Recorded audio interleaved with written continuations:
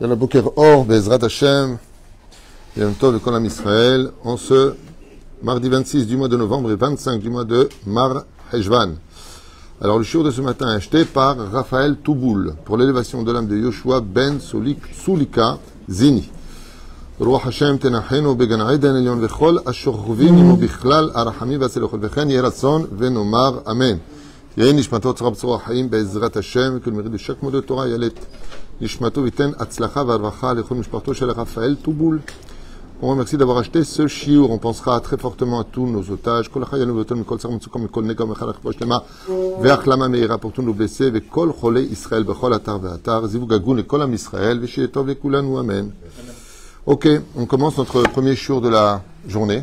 On a plusieurs, jusqu'à Bezrat Hashem, avec un sujet qui, bizarrement, est un petit peu répété sur des pôles différents. La semaine dernière, nous avons vu, dans la paracha de Chaye Sarah, une espèce d'implication de la Torah sur comment s'est réalisé le Shidur, Bernard, de Rivka pour Yitzhak. Donc on nous parle en long et en large qu'Avraham a envoyé Eliezer, qu'il a omis de mettre 17 jours, il a mis 3 heures, qu'il est arrivé près du puits, qu'il a fait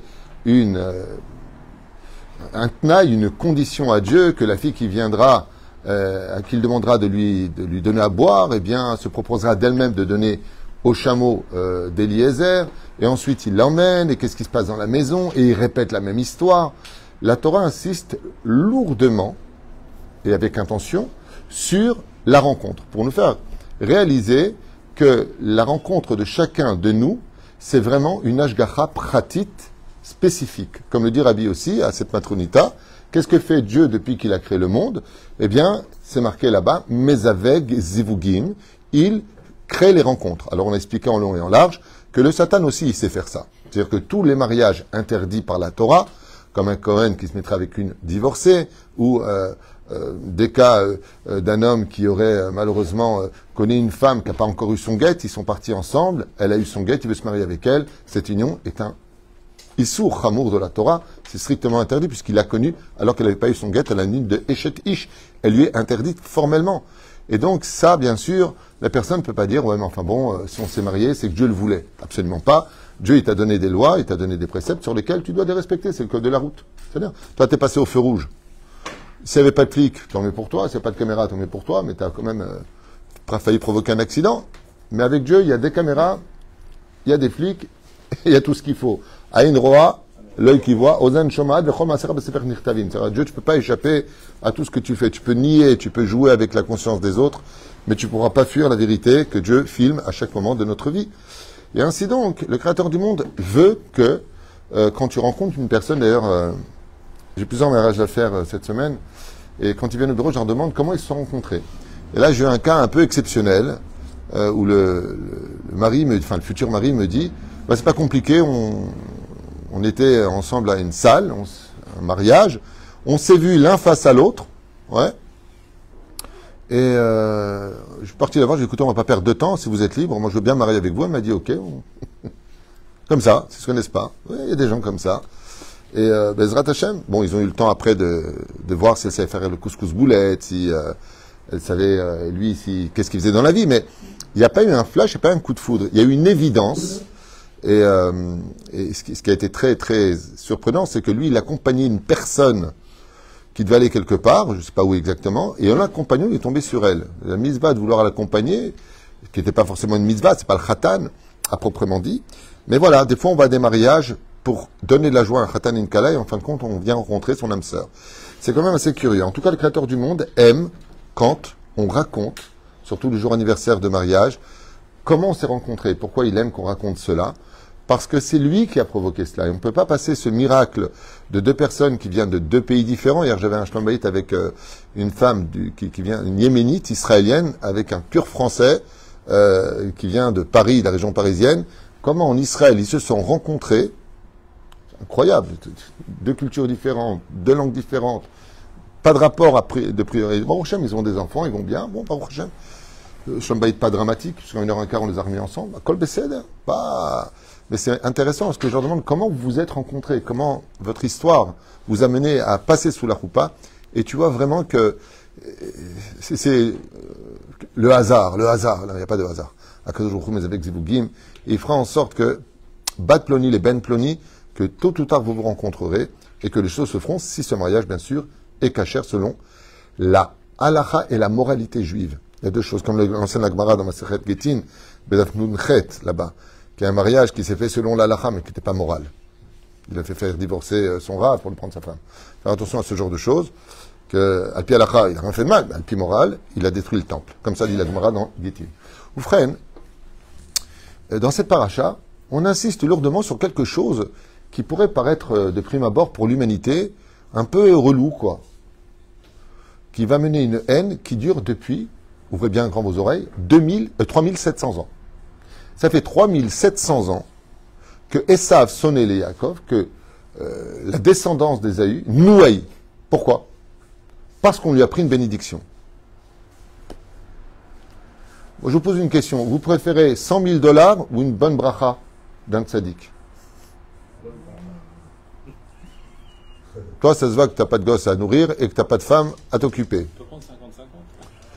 Moi, je peux te dire que tu poses la question à 10 personnes. Est-ce que tu préfères 100 000 $ ou la bracha d'un grand tzaddik? Tout le monde va te dire, donne-moi les 100 000 $, c'est sûr. Évident. À part Daniel, qui n'a pas trop de responsabilité. Il dit, bon, ben, moi, ça va. J'ai mon petit pain au chocolat le matin dans mon croissant. Aval celui qui a des responsabilités. Hein? Ce que je lui aurais demandé, c'est 100 000 $. Donc, autant les prendre. Ah! Tu vas te demander au tzaddik une bracha pour 100 000 $. Non, mais je peux te dire que tu prends 1000 personnes dehors, tu veux 100 000 $ ou la bracha d'un tzaddik qui te dit sans problème, donne-moi les 100 000 $. Donc, on ne comprend pas très bien. Ils ont un héritage assez extraordinaire. C'est marqué dans la paracha de la semaine que pendant cette période de famine, Yitzhak s'est immensément enrichi puisque c'est le seul. Dieu le bénit. Donc, si c'est pour l'oseille, ils ont un père qui est multibiliardaire. Donc, Esav va hériter de cela. Il va devenir roi de Séhir. Donc, qu'est-ce que tu en as à faire de la bénédiction? Vaïten lecha Elohim, mital hashamaim, ou mishmane arezerov, dagan vitiroj, vishtarpov lechalomim. Dvarim niflaim. La paracha vient nous parler d'un point qui, jusqu'à aujourd'hui, nous a coûté énormément d'histoire. L'histoire de la Grèce avec Hanouka, l'histoire de Purim. Tout ça, comme explique le Ben Ishraï, est relié à la bénédiction de Yaakov, duquel il est marqué les nations du monde te travailleront et se prosterneront devant toi. Qu'est-ce qu'il va dire Yitzhak? J'ai pas compris le Inyan, qu'il va crier un cri si fort, rempli d'amertume. Ouah, qu'est-ce qu'il m'a fait mon frère? Ça fait 2 fois qu'il m'arnaque, ce juif, je vais le tuer. Mayesh Lecha, il vient avec 400 hommes pour le rencontrer dans la paracha de Vaishlach. Mayesh Lecha, pourquoi? Est-ce que tu te fâcherais parce que ton père va bénir ton frère? Non. Tu te fâcherais si ton père est béni ton frère? Non. Au contraire, la brioute. Surtout qu'il ne croit même pas au monde futur. Donc, Maïnya Nazesh la bracha. La Torah insiste, tout comme on a vu pour le mariage la semaine dernière, que c'est répétitif, que ce qui a été dit est répété. Là, on voit que le centre de la paracha de Toldot, sur la naissance de 2 grandes nations, va être essentiellement fixé, localisé sur qui va bénir Yitzhak. Alors on me dire, attends, on parle d'Yitzhak, là, on parle pas de n'importe qui. C'est énorme. Et j'ai pas dit le contraire. Mais comme tu viens de le dire, Esav, il a autant de meufs qu'il veut, il a autant d'argent qu'il veut, il vit ce qu'il veut, il fait ce qu'il veut, il est roi de Séhir. Tout le monde le craint, il a le manteau d'Adam Arishon, que les animaux se prosternent devant lui dès qu'il arrive dans une forêt. C'est quoi son problème? Qu'est-ce qu'a compris Esav que nous, on n'a pas compris? Le Zohar HaKadosh nous répond, pas que le Zohar, tous nos parchanim nous répondent.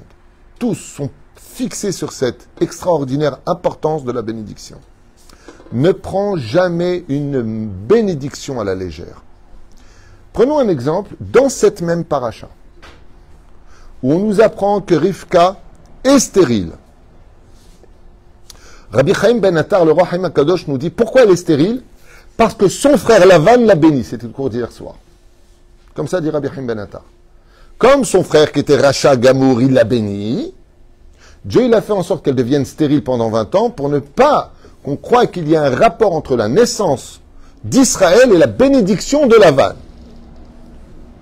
Moi, je repose la même question. Qu'est-ce qu'on en a à faire que Lavan, il est béni, que tu sois une multitude d'enfants, mais qu'il laisse faire cuire un œuf. On n'en a rien à faire de ce qu'il t'a dit.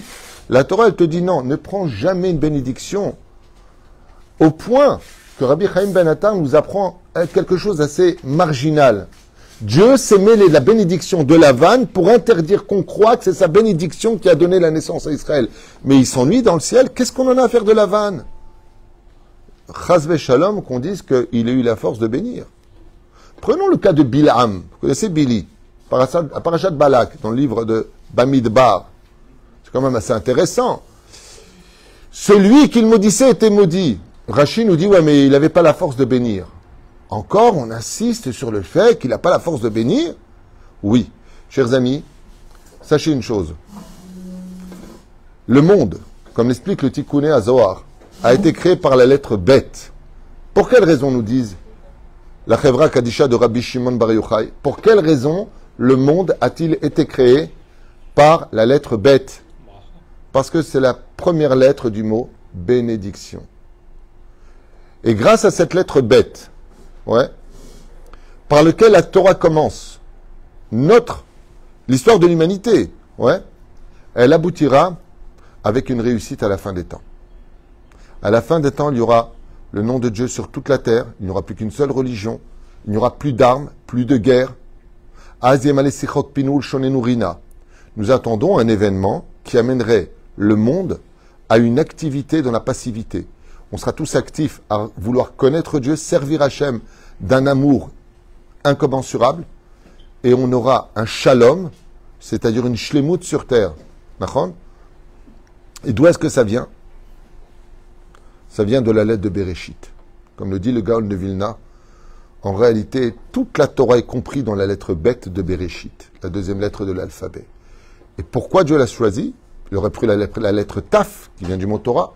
Il dit non, parce que la Torah, elle est Samahaim Samamavet. La Torah peut te donner la vie, elle peut te donner la mort. Tu enseignes mal la Torah à quelqu'un, il peut la fuir. Mais la bracha, elle est que positive. Même ça, il faut faire attention, on verra si on peut en parler ou pas. En tout cas, quoi qu'il advienne, la Torah insiste, tout comme on a vu le mariage, la rencontre dans la paracha précédente, on voit ici, au centre de cette paracha, l'importance de la bénédiction et la gravité de la malédiction. J'insiste un petit peu sur quelque chose qui nous concerne tellement tous. Qu'est-ce qu'il a bon dos, ce côté, j'ai pas de chance en ce moment. Qu'est-ce qu'il a bon dos, on m'a mis l'œil, on m'a ensorcelé. Dès qu'il y a des problèmes, c'est toujours de la faute de quelque chose d'autre. Les gens ne réalisent même pas. Comme la Gemara l'enseigne dans Baba Metzian Nuntet Amoud Aleph, cette référence qu'on a tellement donnée dans plusieurs cours différents. Veve Adam Zahir Birvod Ishto She'en Bracha Mitsuya Beveto la Beschut Ishto. Qui est celle qui est la source de la bénédiction? Quand un homme rencontre une femme, on lui dit Mazal Tov. Ouais. Vous savez ce que ça fait comme effet quand une femme maudit son mari? Il n'y a pas besoin de dire j'ai pas de chance, on m'a mis l'œil, je sais pas ce que j'ai fait dans ma vie. Baba.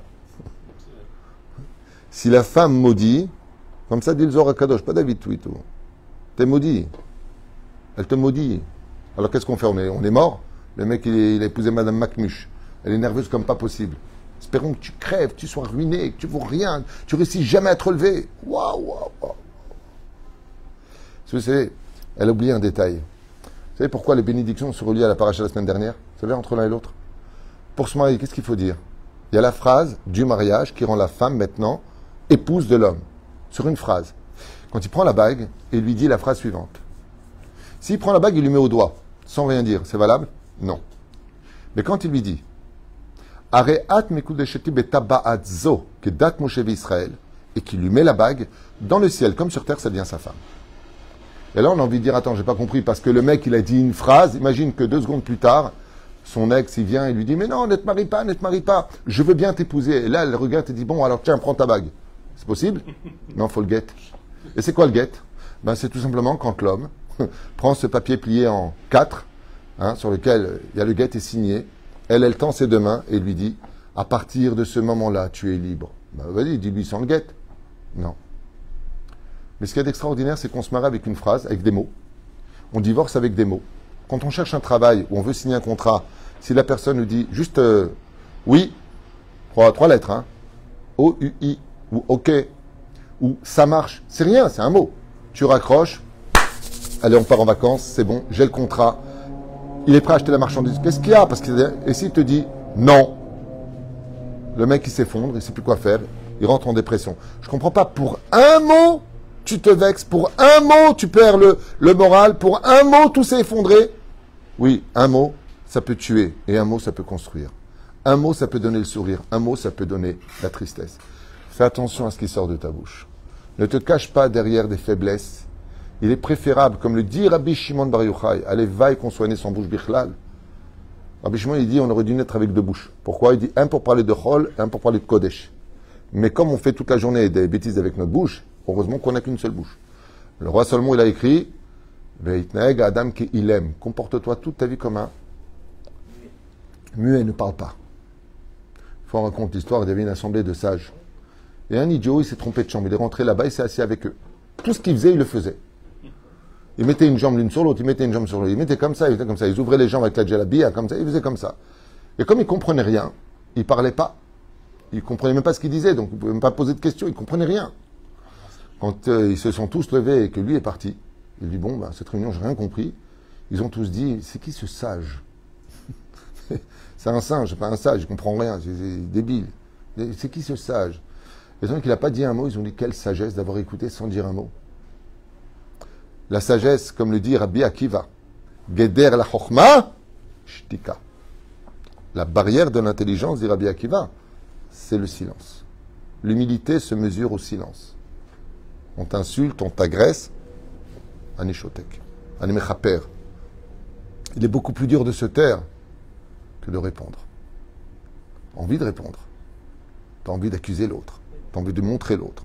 Voilà ta chotek. T'insultes, ta chotek. Laisse.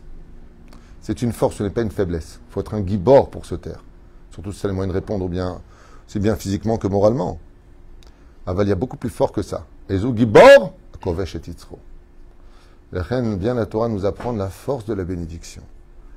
Kama hachouv, que tous les matins une épouse bénisse son mari. Que Dieu te donne une journée remplie de soleil, que tu reviennes en paix, que tu réussisses sur tous tes chemins. Comme ça, Mevi Azor Kadosh.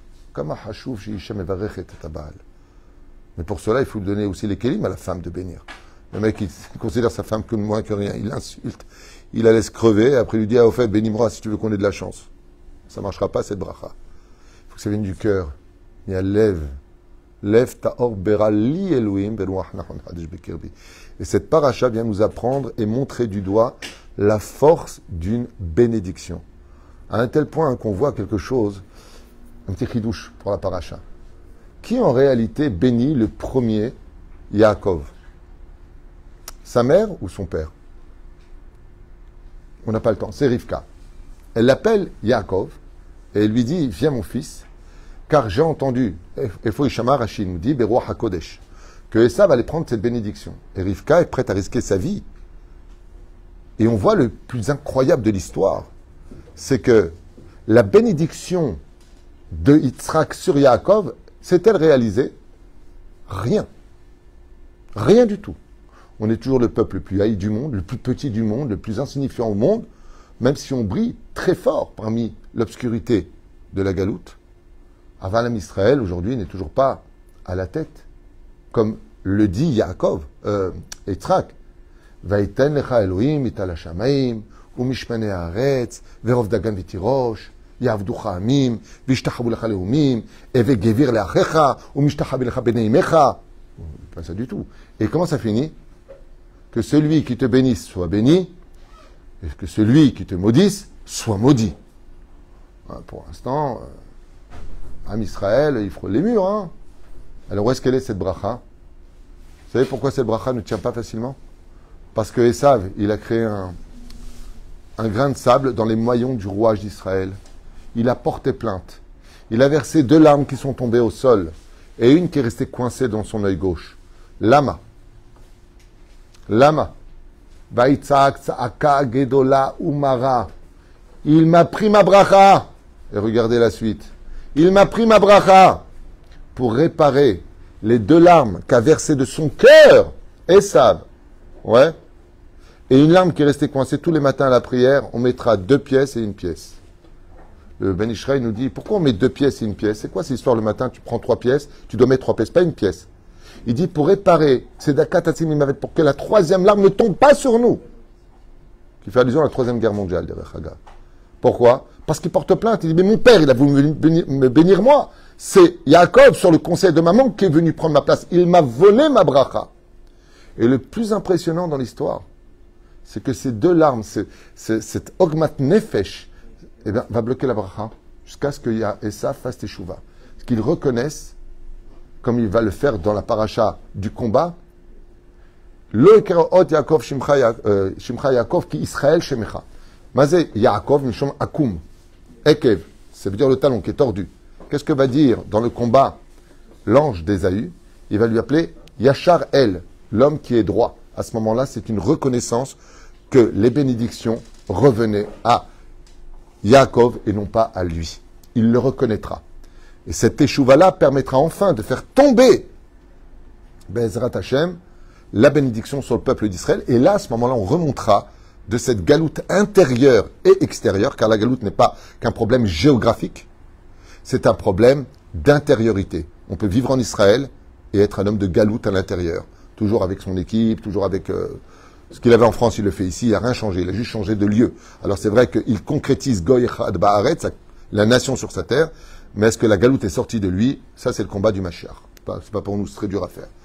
Et la reine qui est au misé, on voit que Esav. Ton frère, il a pris les brachot. Alors écoutez bien la suite parce que c'est quand même impressionnant. Qu'est-ce qu'il dit Yitzhak? Il restera béni. Il confirme la bracha, donc elle reste chez nous. Et là, Esav, il se met à pleurer. Oh, bracha avi. T'as pas encore une bénédiction. J'ai du mal à comprendre. Aod bracha avi. Qu'est-ce qu'a compris Esav que nous, on n'a pas compris? Réponse. Ce sont les conséquences d'une bénédiction sur le long trajet de la vie. Quand tu prends une bracha, des fois, toi, tu ne vois pas les résultats de cette bracha. Tu vas voir un tzaddik, il te bénit. Sois riche et en bonne santé. Le mec, il est mort pauvre et pas un copec. Son fils, blindé et toujours en bonne santé. Pourquoi est-ce que ce genre de choses peut arriver? La réponse est dans la Torah. Des fois, tu vas recevoir une bracha, mais mec, tu vas te mettre à l'étude de la Torah, tu fais une réelle teshuva, travaille ton humilité à fond. Tu arrêtes toutes tes bêtises. Et tu dis, moi, attends, j'espère que ça va changer. Voilà, j'ai fait des pas. Il dit, tant qu'il y a des gens qui t'en voudront autour de toi, la bracha ne peut pas venir.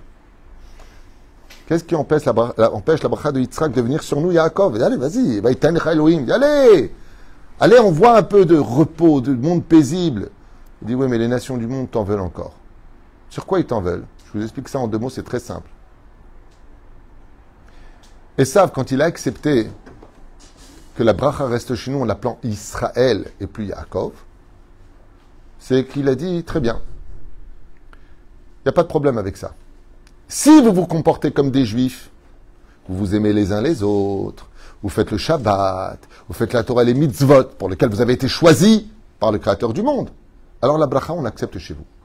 Mais si vous, les juifs, vous vous comportez comme nous, les non-juifs, un juif met les tefilines? Non, il ne les met pas. Il mange kasher? Non. Il fait le nida? Non.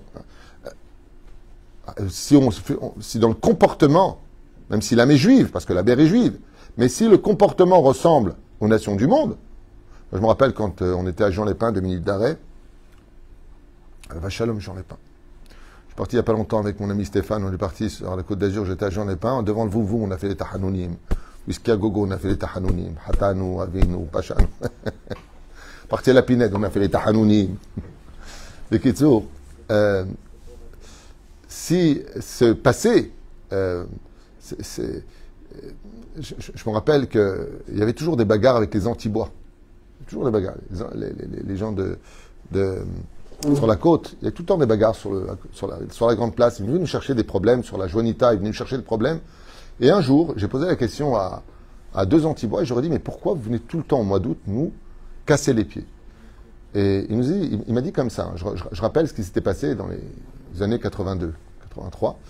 Il m'a dit, parce que vous les juifs, alors j'ai dit, vous les juifs, ouais d'accord, je ne voyais pas trop à l'époque le rapport avec les juifs, vous venez dans nos boîtes de nuit, vous nous prenez nos femmes, vous nous prenez ce qui nous appartient. Et j'ai regardé comme ça, je lui ai dit, et c'est pour ça que vous venez nous embêter tout le temps?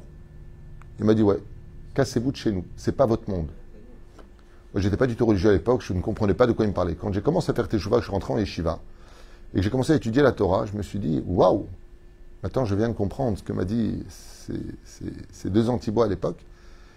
Bémet, est-ce qu'un juif, qu'est-ce qu'il fait dans une boîte de nuit? Est-ce que Dieu le permet? Est-ce que la Torah nous le dit? Ok.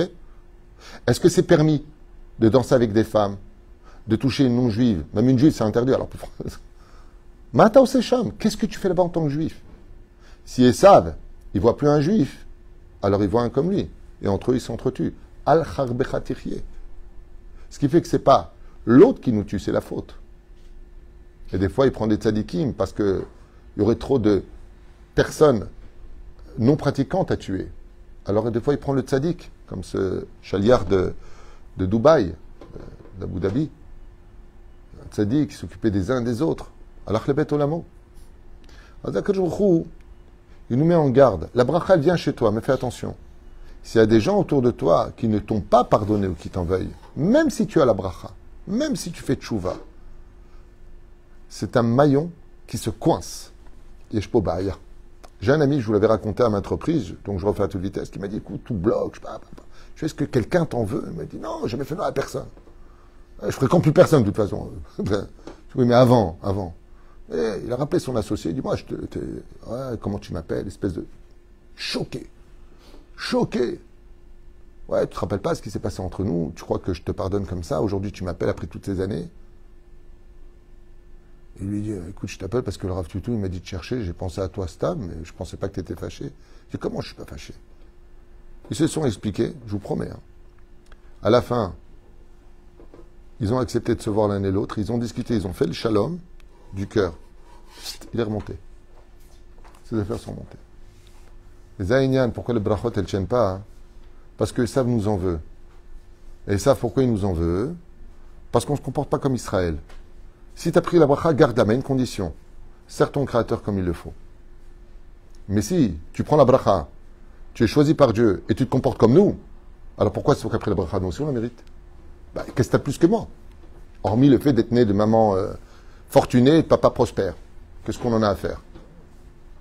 Et que lui, il s'appelle Richard. Ils sont tous dans l'oseille. Les Péroucha d'Avar. Azachen, Bezrat Hashem, chers amis, je veux simplement vous faire comprendre qu'il est très important pour nous, les Juifs, de nous bénir les uns les autres. Comme l'enseigne cette paracha, des fois tu tombes sur des gens qui t'énervent. Au lieu de lui dire, espèce de qui t'arrive, il attend que Dieu te donne plus de sagesse. Toujours tu relèves un Juif par une bonne parole. Que Dieu te donne plus de sablanout. Que toujours il y ait, Ezrat Hashem Itbarach, surtout entre nous, avec la famille, qu'il y ait toujours ce mot qui relève. Pourquoi? Parce qu'une malédiction, comme disait Chachamim, quand un tzaddik te maudit, Haz Veshalom, la malédiction, elle vient tout de suite. Quand il te bénit, elle vient doucement. Tout à l'heure, je vous ai posé une question. Qui a béni le premier? Yaakov. On voit dans le texte de la Torah qu'elle lui dit qu'elle est la techa alay. Si ton père te maudit, de quoi il a eu peur de compte? Yaakov. Il lui dit, mais s'il voit que c'est pas moi, il va me maudire. Elle lui dit qu'elle est la techa ta klala, ta maladie, qu'elle vienne sur moi. Alay, aïn lamed yud. Qu'est-ce qu'elle lui a dit? Ne t'inquiète pas. S'il se fâche contre toi, tu auras 3 épreuves qui vont venir, qui s'appellent alay. Aïn, Esav, Lamed, Lavan, Yud, Yosef. C'est les 3 épreuves d'Abraham, de Yaakov Avinu, qui sera agressé par Esav, la fameuse rencontre, Lavan, chez qui il va être arnaqué 1000 fois, et Yosef qui va être vendu. Rishdivot, alay. Quelle est la techa? Alay. Azma yomeretlo. Altidag. Ce qu'il y a de plus important, c'est que tu prennes la bénédiction de ton père. Sur ce, il faut savoir que la bracha de la mère est beaucoup plus importante que la bracha du père. Comme ça dit le Zohar Kadosh. La mère, elle est représentative de la Shechina. C'est pour ça que le vendredi soir, on a l'habitude de voir les enfants courir chez le père. Normalement, le père et la mère se mettent l'un à côté de l'autre. Les enfants prennent une bracha et de la mère et du père. Ensuite, ce n'est pas obligé. Donc si c'est un garçon, Yesamechecha Elohim ke Ephraim bechem Naché. Et si c'est une fille, Yesamech Elohim ke Sarah Rivka Rachel Belea. Et ils font la bracha en mettant les mains sur la tête de leurs enfants et en les bénissant. Un jour, quelqu'un m'a dit, vous savez, je faisais pas ça avant, j'avais vu un cours il y a très longtemps à vous, et depuis je le fais avec mes enfants. Mes enfants ont grandi, je me suis fâché avec mon aîné. Et il était très fâché contre moi, il était dans la chambre, il ne voulait pas venir. Quand est venu le moment de la bénédiction, il s'est tellement habitué pendant 5 ans à venir prendre la bracha, qu'il est venu prendre la bracha, je l'ai serré dans les bras, et on a fait le shalom. À la bracha, ça apporte le shalom. La reine habituez toujours vos enfants à venir prendre une bracha. Mais pas une bracha méchante, pas une bracha d'hostilité, une bracha d'amour. Serrez-les dans les bras, donnez-leur de l'amour à vos enfants. Cette bracha-là, elle peut leur libérer pour leurs 20 ans un shidduch. Shidduch hagoun. Une bonne parnassa. Tevarchu otam. Yevalechicha Adonai veishmerecha. Yeher Adonai panav elecha vichuneka. Issa Adonai panav elecha v'yasem lecha shalom. Vesamu et shmial ben Israël ben yivalechem. Vous pouvez continuer. Qu'Akadosh Baruch Hu te donne de la force, que tu sois réussi dans la vie, sois toujours heureux, sois en bonne santé. Quand tu bénis le vendredi soir tes enfants, tu leur souhaites une bonne santé, et que dans le ciel, chas v'shalom, c'était prévu pour leur tikkun une maladie, ta bracha, elle peut retenir le décret dans le ciel. Mais toi, tu vois rien. Alors, comme on comprend rien qu'on est teubé, on a des parachutes qui nous parlent de ça. Regarde, combien au centre de cette paracha, pour une bracha, il va fuir parce que son frère veut le tuer. Tout ça pour une bracha. Mais prends-la, la bracha. Il dit non.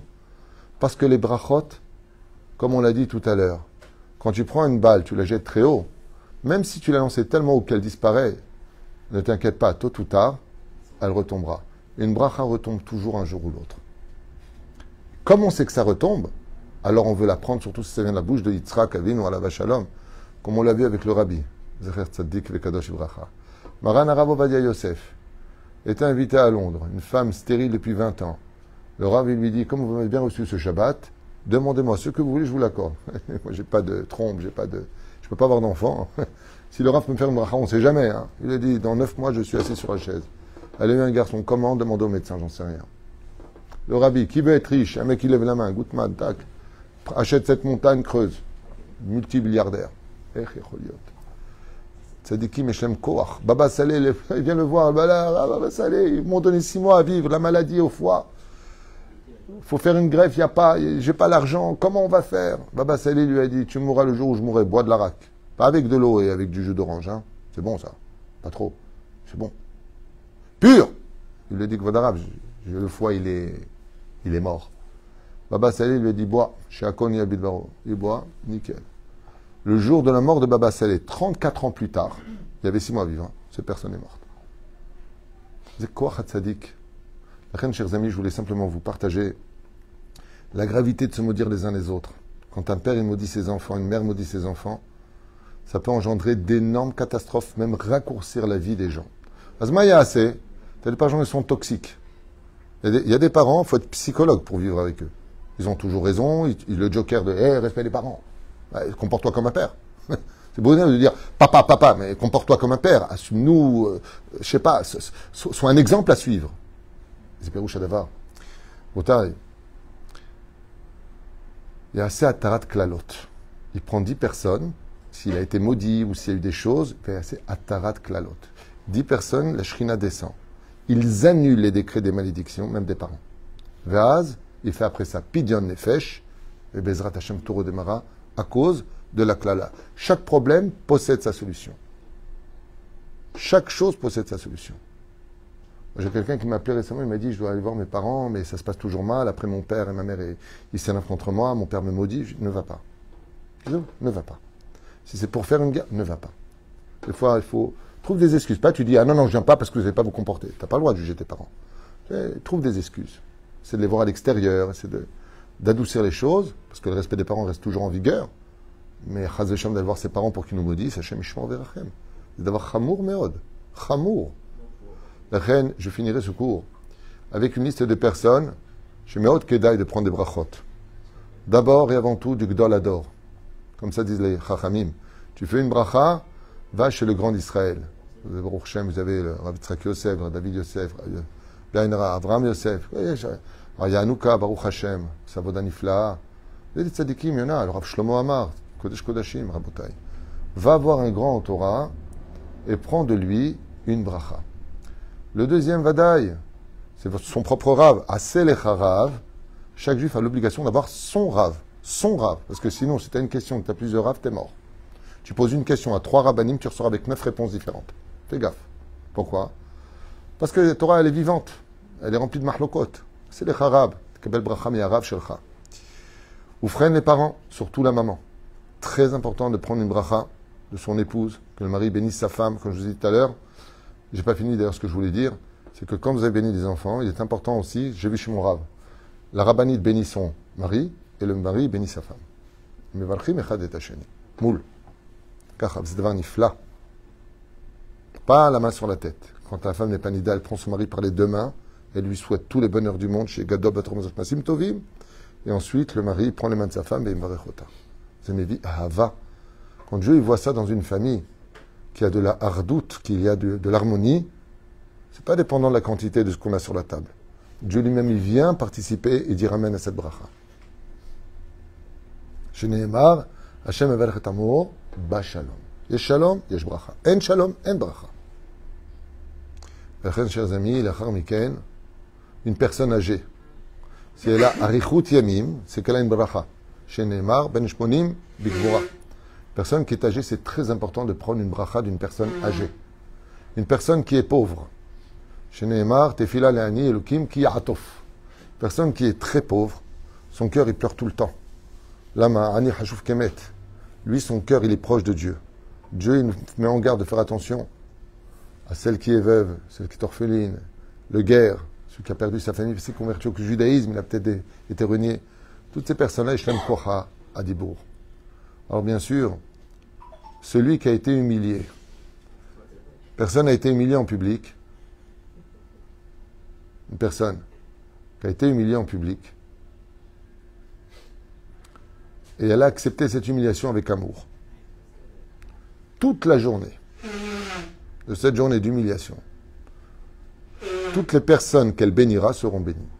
Si elle dit à une personne, toi tu as un bébé, elle aura un bébé. Toi tu te maries cette année. Mais si elle a été humiliée, qu'elle ne le prend pas avec amour, qu'elle se rebelle, elle a annulé cette faculté de pouvoir être une source de bénédiction pour les autres.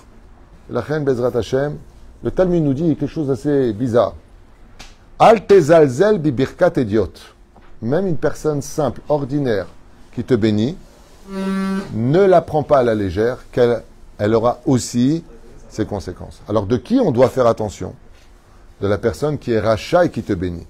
On a vu dans la paracha, la précédente et dans cette paracha, que Dieu il a arrêté la bracha de la vanne pour ne pas que le racha dise c'est grâce à moi, comme je l'ai béni, que les choses se passent. C'est pour ça qu'il est impératif de prendre toujours une bénédiction, et c'est la base de tout avec lequel je finis. Comme le dit le Rabbi Chaim Ben Attar, le roi Chaim HaKadosh, ne prend de bénédiction que des personnes qui sont cachères. Quand la personne est cachère, quand la personne a beaucoup souffert et qu'elle a gardé son judaïsme en elle, cette personne-là devient elle-même source de bénédiction sur lequel le Créateur du monde se cache pour que Bezrat Hashem, tu puisses recevoir une bracha, le Chol Maaseh Yadecha, qui est un desktop d'une certaine façon pour déboucher les canaux du Mazal. Quoi qu'il advienne, entre nous, à plus forte raison, si des fois on s'énerve après quelqu'un, sur la route, souvent tu es nerveux sur la route. Il y a des gens, ils t'énervent, je sais pas pourquoi. Au lieu de dire espèce de Iratson, que Dieu t'apprenne à conduire. Voilà. Tu peux t'énerver un petit peu, mais au lieu de dire une parole mauvaise, relève-le. Donnez une parole qui est Bezrat Hashem, positive. Surtout, vos enfants, la famille, vos maris, vos épouses, Bezrat Hashem. Et si ça ne le fait pas, et qu'on arrive à un point où on ne peut plus rester ensemble, c'est plus matim, alors ça peut arriver. Ça n'a pas réussi ton mariage, on a réussi ton divorce. Mais fais-le dans le shalom, fais-le dans la bracha. Même là-bas, dans les pires endroits ou dans les pires échecs de la vie, il faut savoir pour une société, pour la santé ou quoi que ce soit, toujours rester avec une bracha dans la bouche, parce qu'une bracha dans la bouche, c'est le synonyme d'avoir un bon nom sur terre. Kol tov v'leitraot.